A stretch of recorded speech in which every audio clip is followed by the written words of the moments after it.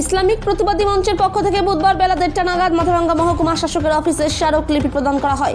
তাদের মূল দাবি এসআইআর শুনানিতে হয়রানির প্রতিবাদে এই স্মারকলিপি প্রদান। তাদের দাবি অবিলম্বে এসআইআর শুনানি সহজ পদ্ধতিতে করতে হবে। বিভিন্ন ব্যক্তির নামের ভুল এবং বানান ভুলের জন্য শুনানিতে হয়রানির শিকার হতে হয়। এই হয়রানি এবং সহজ পদ্ধতিতে শুনানির দাবিতে প্রদান করেন। মাথাভাঙ্গা থেকে উৎপল অধিকারী রিপোর্ট, বিগ নিউজ বাংলা। আজকে আমাদের এখানে বিষয়ে আসার কারণ হচ্ছে যে আমরা প্রত্যেকে ইসলামিক প্রতিবাদী মঞ্চের পক্ষ থেকে এসেছি। আমাদের এই পশ্চিমবাংলায় যে এসআইআর নিয়ে জনসাধারণকে যেভাবে হয়রানি করছে হিয়ারিংয়ের নামে, সে বিষয়ে আমরা এসডিও সাহেবের সঙ্গে কথা বললাম, ডেপুটেশন দিলাম।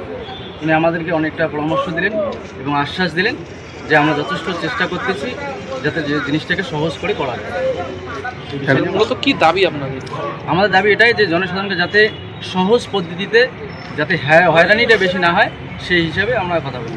আমাদের দাবি এটা যাতে হয়রানি না হয়, মানে হিয়ারিংয়ের ক্ষেত্রে। হিয়ারিংয়ের ক্ষেত্রে মূলত আজকে কি একটা দাবি নিয়ে আপনাদের এই দ্বারস্থ হওয়া মহকুমা শাসকের কাছে? জি, আজকে কি একটা দাবিতেই আপনাদের মহকুমা শাসকের কাছে দ্বারস্থ হওয়া? না, দাবি আমাদের অনেকটাই আছে, তবে আমাদের মেনলি দাবি হচ্ছে যে হিয়ারিংটা যাতে কম হয়ে থাকে। মানে হিয়ারিং করতে গিয়ে মূলত কোন কোন বিষয়ের উপর সমস্যায় পড়তে হচ্ছে? দেখেন, নামে একটু অক্ষর যদি কম গড়বড় হয়ে যায়, সে বিষয়ে নিয়ে আমাদের নোটিশ আসতেছে। এবার পদবি যে কোথাও শেখ, কোথাও নিয়ে গিয়ে একটু মানে বানানে গণ্ডগোল হচ্ছে, সেখানে গিয়ে হচ্ছে।